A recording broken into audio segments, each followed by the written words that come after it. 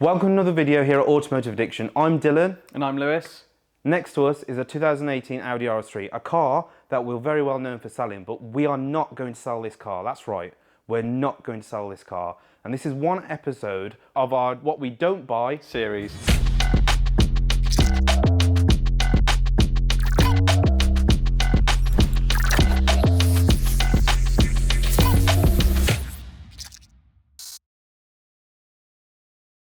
So, a bit of background of this car. This is a 2018 7-year-old, 67,000 mile Dazzle engined RS3 saloon. It's finished in Mythos black and is quite a standard example. Now you're thinking, how have we got this and why is it here at our premises if we're not going to sell it? Well, we had a 2020 RS3 saloon that was tuned for sale and we had a lovely gentleman come and purchase it. And he offered this in part exchange, which is a 3-owner car. Well, I'm going to pass you over to Lewis now, who's going to explain exactly the checks he went through before he come here and the checks it went through when it was here, which deemed it unsuitable for us to sell. Lewis is in charge of all the inspections and buying here at Automotive Addiction, and he's an absolute expert, so I'll pass you over to him. So with this vehicle, the gentleman approached us and he had a lot of interest in our Audi RS3 saloon, which was modified. So he gave me the details of this car. So my job is find out as much about the car without physically having it in front of me as possible. So do all your usual checks, HPI. We run the Facebook forum, so I can search for the car in there and see if we know any of the previous owners, who are quite well connected. Service history, it is all online with these Audis, and the customer also presented me with an invoice for £6,300 stating that this had a transfer box replaced and a prop shaft, which can be a common issue on these cars. So I knew of the mileage before it turned up here, and it is on the higher mileage side. It's not usually something that we would consider selling. However, very well maintained, and if it was a good example, we would do it. Lewis, go into the first thing you do, which is appraisal, okay? Yes. Which is our most basic check. So the car comes in, we get it washed, a safe wash, an hour, nothing crazy, and then we start our checks. And where's the first place that you always start? So first place, we always start with one of these, so as not to waste anybody's time. First thing is diagnostic software plugged in, make sure the mileage is correct, because mileage blockers are quite a big thing on Audi RS3s, which you'll see on another video on our YouTube. And if you don't know what mileage blockers are, they are devices that fit behind the dashboard and they block the mileage getting to the clocks. So the best way I can explain it to you, there's a connection between the engine and the clocks to the miles, and there's a device in the middle which blocks that signal. It's very common to be used on cars with digital cockpits like this, so a digital display. People think that clocking was a thing of the past when it really isn't. It's ripe as ever. It's becoming more in the public domain that people know about it now, but we've seen double figures of cars. I mean, we need to actually count up. It must be 10 to 15 over the years. Easily. That have been, easily, that have been clocked and the mileages are incorrect, but we have the software to check if the mileage on the odometer is actually the true reflection of the real mileage. So that is a really important part of what we do, and absolutely number one, because we can't be selling a car that the mileage is not genuine on, obviously. Like, it could be the cleanest car in the world, but if the mileage doesn't add up, then that's it. We may as well take the signs down and go home. So yeah, that's only the first part of our process. The best way to explain what Lewis does, he's like a car investigator.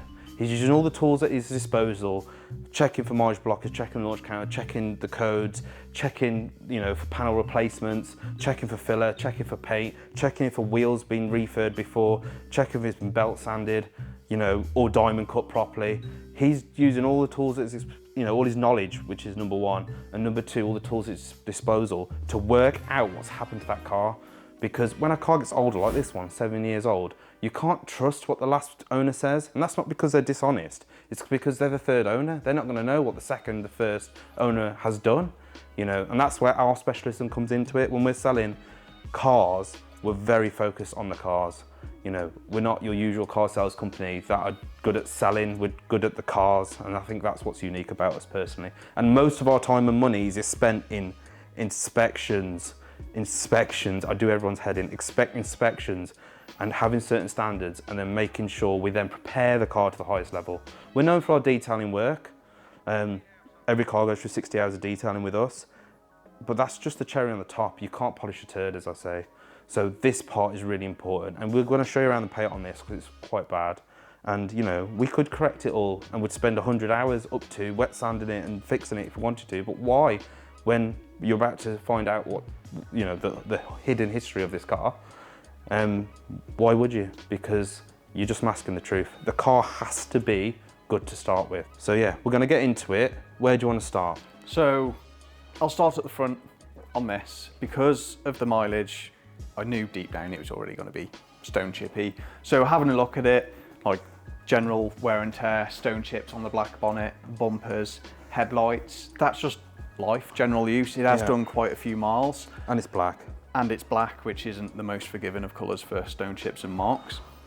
So on this side of the bumper, there is some damage, but it's not crashed. So you'll see there's big scuff there. And yeah, it's unsightly, but it's not been in an impact. That could be somebody turning in a car park and there's a high curb, or they've just caught something. So panel on this car, which is original, I'll take this door. So this panel here is original paintwork. It's not been replaced.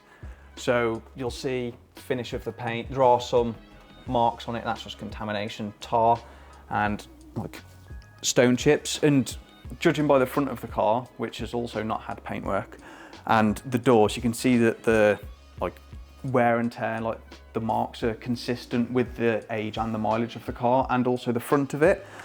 Then moving down the side, this is original, this door as well. So the first thing I look for when I'm using my eyes is the finish of the paint. So if something's been repainted, especially if it's been repainted multiple times, the finish isn't as consistent as factory paintwork, and we've seen a lot of Audi RS3, so we know how it should look. But if it's been repainted multiple times, start losing these definition lines on the panels. So this is nice sharp line there. If it'd been repainted 3 times, it'd be really rounded, or you start to lose it altogether. So when Louis is speaking about the finish of the paint, he's, you know, in very basic terms, the paint is a 3-stage process. It's primer, the actual colour, and lacquer. There's loads more to that, but that is the very basic layers to it. Now, the first thing you're looking for is a colour. This is Mythos Black Metallic, so it has a metallic element to it. It has, let's have a look, blue and silver pearl. Yeah, a lot of silver in this one. So when the car is painted at the factory, at the Audi plant, it's done by a robot. It's very consistent, and you're going to see that in a minute with the micron readings.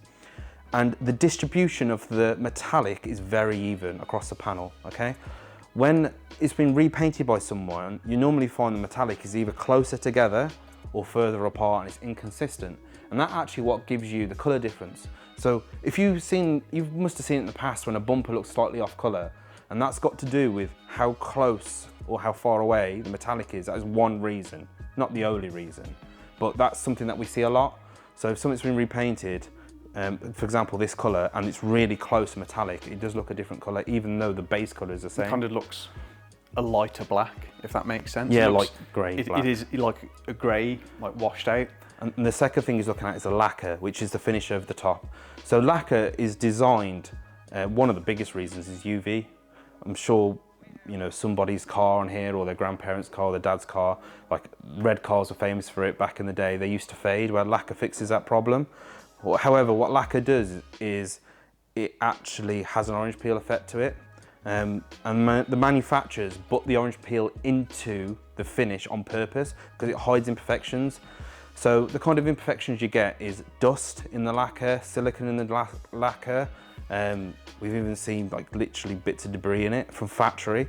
But that orange peel and that eggshell, you know, look takes your eye away from it. If this panel was completely glass flat from factory, you'd see every imperfection. So they actually do it so their paint process isn't perfect. They do it to get away with things. So coming back onto whether the paint's original or not, the first thing you look with your eyes is the orange peel consistent with the original panels? We're used to RS3s, we know what the orange peel should be like. So it's quite easy to identify a painted panel, you know, with a poor paint job anyway, because the orange peel is inconsistent. The middle of the panel, the orange peel is a certain amount, then all the edges, there's loads more. You know, and we see dust in it, we see silicone in it, you see it a mile off, and that's the easiest thing. And then the second thing is what Lewis said, which is the edges of all the sharp lines of the car.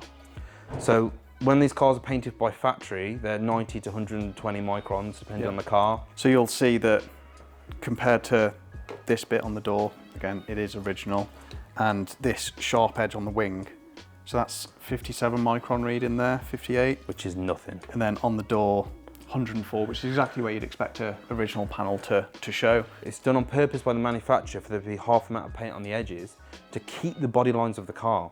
So these lines are all sharp on the bonnet because it's obviously the sculpture of the car. So that's done on purpose, that's done by a robot. So when a man paints it, they can never get that consistency, which we're about to show you because there is painted panels on this car.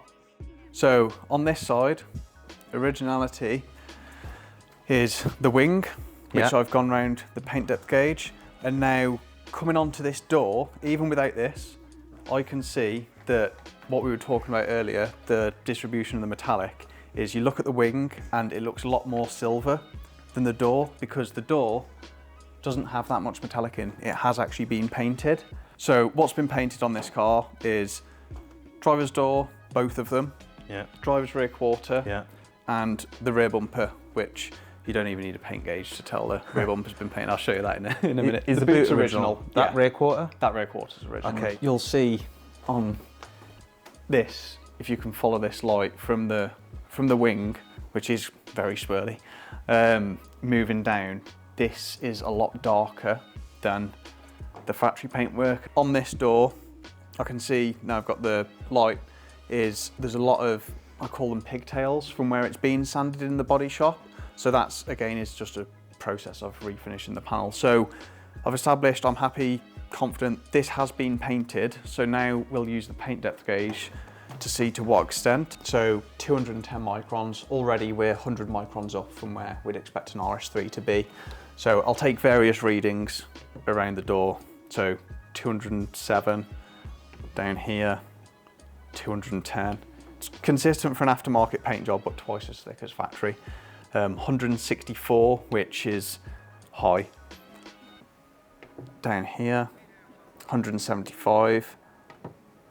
212. So you've seen, when compared to the factory panel on the other side of the car, there's massive variation in thickness on this panel.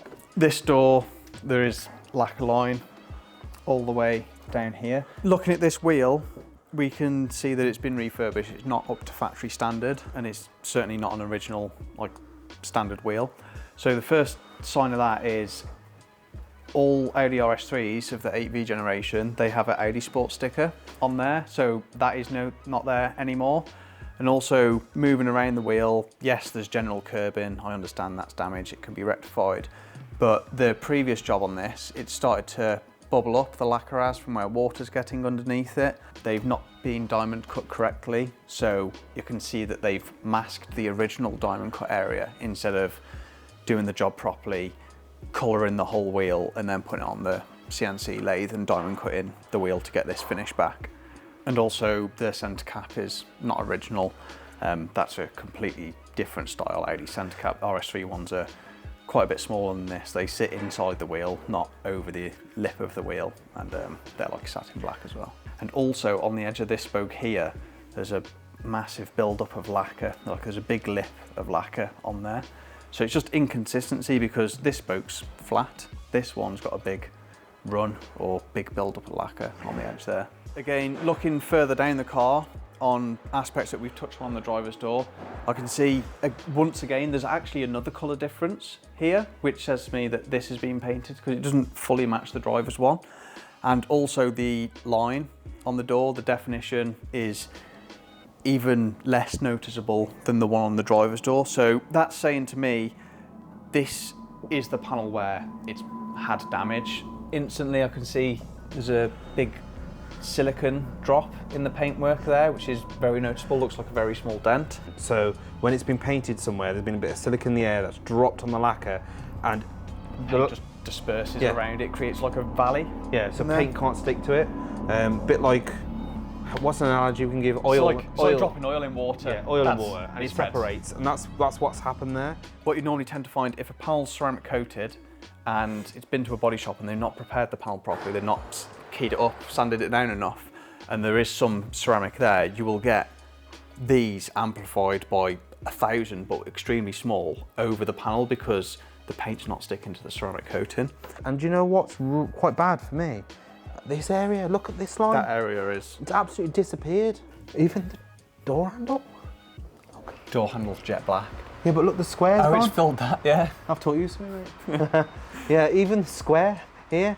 I would say, I guess, that something's happened and it's going to the car this way, because this isn't as bad as here, but it is quite bad still. To get progressively worse. So I can imagine some kind of, you know, this car's in a car park and someone's come in and they've swung in and they've caught it, and I think something like that, or they've hit a bollard or something along those lines, because the damage is in this area, you can see it.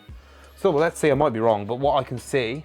So paint depth gauge, 150, 180 on the top, 140, so it's relatively standard readings there. Well, 40 microns in, you know, a couple of inches is a lot.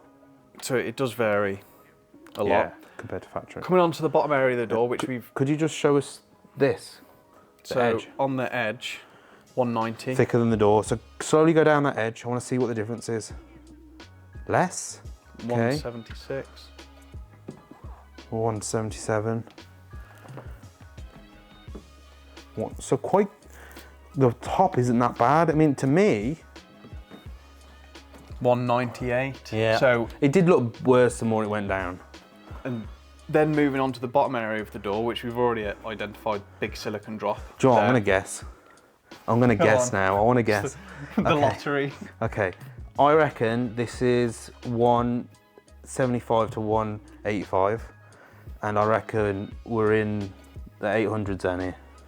Right, so 175 to 185 here, Dylan reckons. I was out, Close. mate. I was out. It's minor. So I'll work my way Someone's backwards accepting me. It was down like a the car. down the door. Oh. 200 microns. So again, aftermarket paintwork, not the end of the world.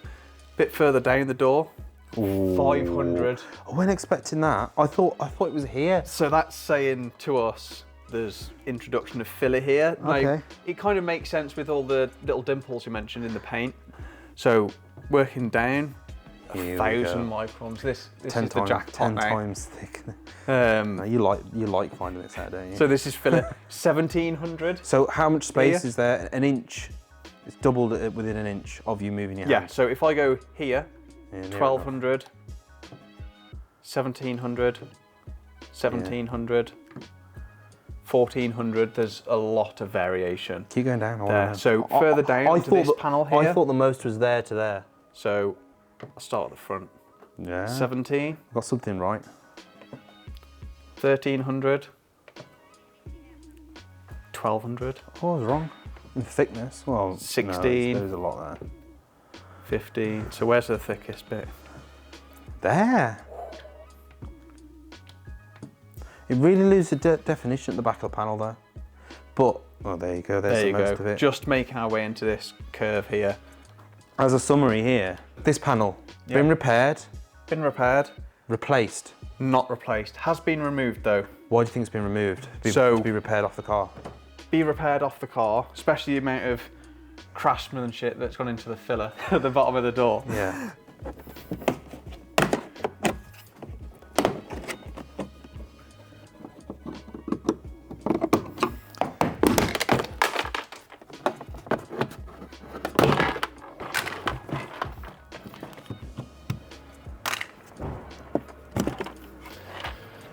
Yeah. So what I'm going to do now is speaker will probably have to come out, take this off first and get an idea. You see that wasn't clipped into its home on this clip here. So we'll get this out. Put the window back up. So as expected, we've taken the door card off, speakers out, covers out, had a look down there with the light, and we can see quite a lot of evidence of repair. So the method that looks to have been used to repair this door is the puller. So it's an induction heater, spot welds a little tab onto the front of the panel and then pull like a slide hammer. And the idea of that is to pull as much of the damage out as possible before they go over it with the filler. Otherwise, we'd have so much filler in there that we wouldn't even be able to read it with the paint depth gauge, because it would just simply be too much of a distance between that top coat of the lacquer and the base metal. Okay, so this rear quarter has been painted up to this wage line. It hasn't gone above, and that would explain why this line here isn't as bad as the rest. It's quite sharp still because they've painted up to the line, because I want to avoid going over the top, because it's very obvious. There's no roof rails in this car, so you'll have a lacquer line all the way down there. And also, they wouldn't want to remove the glass, so it'd all be, you have loads of, overspray down here, and also here, which is very visible, would have a lacquer line. It'd be super obvious. So they decided to stop there because the repair is actually down at the bottom and the rear door. So we're confident in saying that this has been done at the same time. There is one other painted panel on this car, which we believe is done at a different time altogether, because the finish of the bumper is different to the side of this car. It looks like someone else's set of standards, if that makes sense. Absolutely no reflections, absolutely no sharpness to it. As you can see from the reflection of our lights, really unclear, really hazy. Almost looks like someone's waxed it and not took it off. That's the best analogy I can give to people that aren't used to this kind of stuff. The easiest way to tell without having to crouch down and look for lacquer lines on the edges, first thing I always do is open the boot. So these 3 ridges on an RS3 saloon are a difficult place to sand and polish if required, and you'll see that it's just orange peel. Wow. Nobody's touched that. That's one of the worst ones I've ever seen. You could probably light a match off that, it's that rough. Wow. And you'll see that this is quite clearly been repainted. So as we've already touched on, when we've established that a vehicle has had paintwork, bodywork, repairs and whatnot, we always dig a bit deeper. So start going under the skin of the vehicle a bit more and working out whether the panel has been replaced. So we've established that these 2 front wings, they are factory original paintwork already. However, if they had been painted, or we wanted to establish if they had been replaced at some point, on the RS3s, the wings actually have date stamps. So both on the driver's and passenger side, they have date stamps here and the same on the passenger side. If this had no stamps on at all, then it could be a non-genuine wing that's been used as a replacement. And also the dates do tie in with when the vehicle was made. They are obviously made before the car's produced. So the date stamp on this is the 35th week of 2017, which makes sense because this is an early 2018 car, and they both do have matching date stamps on. So we're confident that the wings on this car are original, as we already knew from our paint analysis. So one thing that we noticed on the front end of this car, whilst the paint is factory original, when we were going around with the paint depth gauge, we noticed that it is thinner than quite a few of the other panels on the car, the original panels on the car. And the reason for that being is there's holograms from polishing all over the bonnet. And that says to me that it's been cut quite aggressively with a rotary polisher. When they've painted the side, the body shop just give it a mop, if you like, and just razzed over the bonnet, for want of a better word. They're basically trails left by the polisher because it's just been going in a circular motion, and you can just see the trails of it. This bonnet is excessively bad. It looks like somebody's mowed the lawn and put stripes in it. So what I'm going to do now, I'm going to show you how we run the diagnostics on an Audi RS3 in particular. So during this process, we'll be checking any historic fault codes, see if anything's been off, any airbags and whatnot. Check the mileages, that's #1 for us. And also I'll let you know how many times this car has been launched. So I'll plug it in now and I'll show you the process.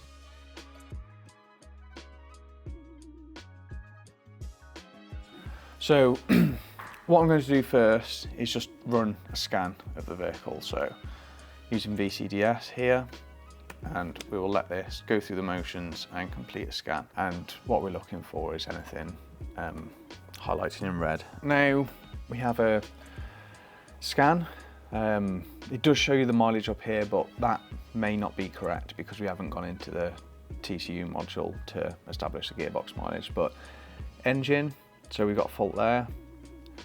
Let's open that up in detail and see. So implausible data from ESP module, lambda sensor in January 25 at 5 to 2.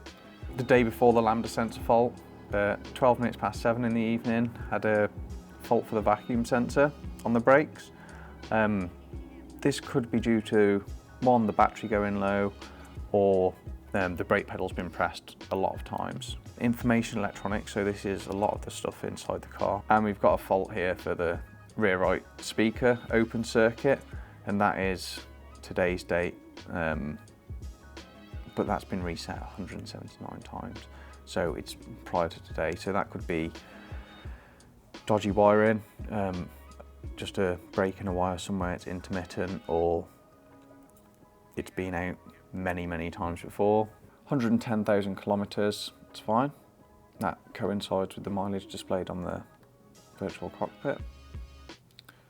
Auto transmission, so the gearbox module, TCU, advanced measurement values. Transmission mileage, 110,000 kilometers. Now, you may have noticed the last few kilometers, there's a bit of a variation there between the engine and the gearbox, but we're talking like 100 miles or less, and that is normal. There is actually a tolerance of up to 5% between the transmission and the engine on the mileage recording. If this said 150,000 kilometers, then we know there's something that's gone on and it's had a blocker in, or perhaps had a replacement gearbox with even more mileage than the car on. For launches, so it's been launched 32 times. The car is 7 years old. It's not excessive. So we're confident now that the mileage is correct. The launches are acceptable for a car of this age and mileage. And the scan, aside from a few small faults which would be identified as part of our mechanical check, which we won't be doing on this vehicle because we've already made the decision that we're not going to sell it. So this is a car that we wouldn't sell, and it's not, for a multitude of reasons. Number one, what's under the skin isn't this kind of car we'd sell. Under the skin, it's had a repair to the bumper and to the side, and it's been repainted. It's not original, and we love originality. And also, the general condition of the car is actually really poor, isn't it? It is. Like, it's full of scratches, it's full of swirls. I know we detail everything and we make it as good as possible. And if you followed us for a long time, you would have seen cars in this booth looking amazing. But this is actually how a normal car looks. Because outside it looks great. Yeah, it looks fine outside. Yes, there isn't major faults with the car. Mechanically, it's perfect. But under the skin, the driver's side has had a repair, and the driver's side has been painted, the majority of it, and the rear bumper has a repair, and a really bad one like that, and has been repainted, and that's the reason we would not buy it. And also, what under the skin is really important, what's on top is really important. The general condition of the car is really poor. It's got bird etching all over it, no one's been bothered to take it off. Scratches. Every single handle is scratched to death. And that's from washing, from contact, from an accident of some sort. That's from someone machine polishing it cheaply. Like, this is a kind of machine polishing job you expect from body shop. I wouldn't be surprised if it said, "I'll give the whole car a mop." Yeah. When it's been painted. Razzed over it. It is really bad. And it's not the kind of car we sell. To conclude, you've now got an insight as to what goes into our inspections to decide whether a car meets the automotive addiction standard and whether or not we're going to sell it. This is just one example of this series that we've gone in depth, gone under the skin of a car and shown you what we're looking out for when we're making the decision as to whether to sell a vehicle or trade it on. So tune in for the next one. We've got loads coming up. We've actually shot 10 of these already, and they're all different. This one's about paint, we've got one about panel replacement, we've got one about mileages being wrong, which I'm sure everyone's gonna love. So make sure you like, subscribe, follow us, especially on socials, because we've got clips of this up before we do the video, and I'll see you in the next one.